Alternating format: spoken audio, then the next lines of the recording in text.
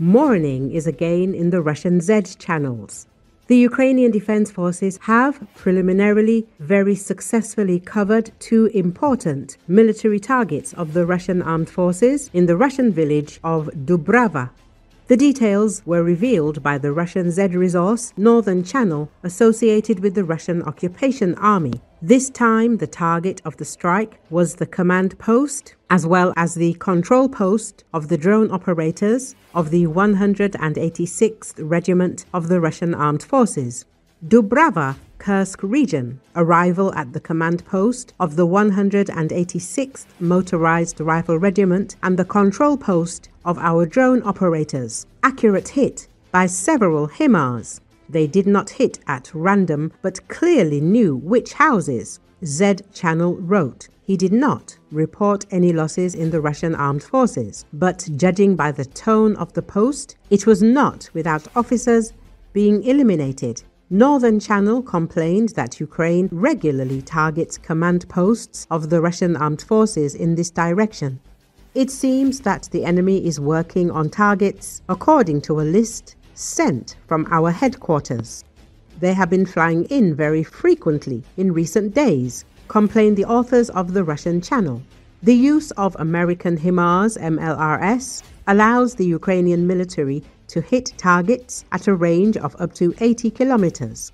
Given the distance to Dubrava, the system is fully suitable for such strikes. High-precision strikes on command posts significantly complicate the control of Russian army units and reduce the effectiveness of their actions on the front line. Earlier, media reported that HIMARS covered a concentration of Russian armed forces near Belgorod, many 200s. The Kremlin is silent. On July the 26th, the Ukrainian Defense Forces very effectively fired the HIMARS rocket system at Russian territory. A military facility of the aggressor country came under attack. The incident was reported by the Russian Telegram channel ASH, which covers events in the Belgorod region. On the day of the attack, the channel reported the arrival of 4 HIMARS missiles at the military location in the Razumnoye 71 micro-district. Neither the authorities nor the official Russian media reported this, hiding the consequences of the strike, and the consequences are significant. On August the 3rd, Pepel reported heavy losses of the Russian armed forces in this attack. Around 15 servicemen were killed when a HIMARS struck a Russian military transshipment base near the village of Belotskoye in the Belgorod region, the Russian resource wrote. It is noted that the missiles hit the exact location of the accumulation of personnel and equipment. The source emphasizes that the base was used as a transit point through which the movement of troops and resources took place.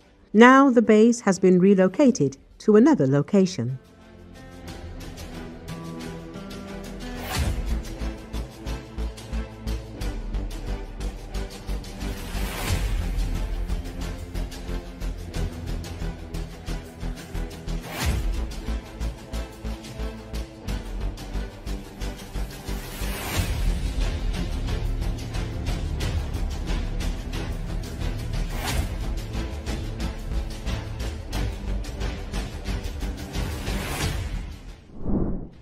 Russians need to prepare for more complex situations in the airspace when they will have to increase the capabilities of the air defense system. This was stated by the Deputy General Director of the company producing electronic warfare equipment, aviation expert Anatoly Krapchinsky, on the air of Radio NV. In fact, the number of strikes on the territory of the Russian Federation has increased recently, and the strikes are positive because they have consequences for Russia. Logistics are being cut off. Ships that were bringing cargo from Iran. Components for the Shaheds are being hit, he said. Recall recently, Ukrainian forces have struck a Russian vessel in the Caspian Sea that was transporting military cargo from Iran, marking the first confirmed loss of its kind. The cargo ship Port Olya 4 was hit in an airstrike by Ukraine's Special Operations Forces. Ship tracking data from marine traffic shows the vessel was off the Iranian coast on August the 1st. By August the 12th, it was en route to Russia, and on August the 14th, it was struck near the port of Olya in the Astrakhan region. Port Olya 4 was used to transport Shahed drone components and ammunition from Iran. It is owned by sanctioned Russian shipping firm MG Flot LLC, formerly Transmorflot LLC, linked to Astrakhan businessman Jamaldin Pashayev. His companies have handled Russian military exports since 2021, signing more than 200 contracts for shipping weapons to various countries.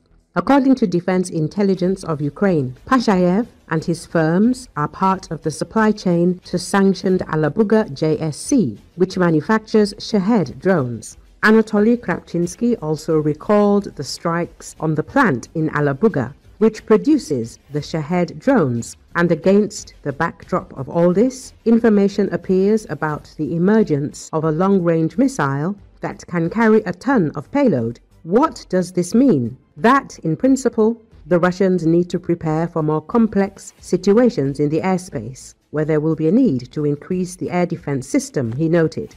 Krapchinsky noted that more air defense systems are now located in the temporarily occupied territory of Ukraine because Russia is afraid of losing parity. It has not yet prepared the possibility of using the Shaheds at short distances. Let's remember that the Donetsk airport, the Kursk airport are being rebuilt to launch the Shaheds. They are afraid of losing air parity, so that, for example, our planes can fly in, he noted. He also added that the situation is difficult for the enemy, but we must not relax. We need to increase our capabilities and increase the number of types of weapons that we use in order to carry out combined attacks on the territory of the Russian Federation, Krapchinsky emphasized. So Ukraine increases the number of strikes on Russian territory.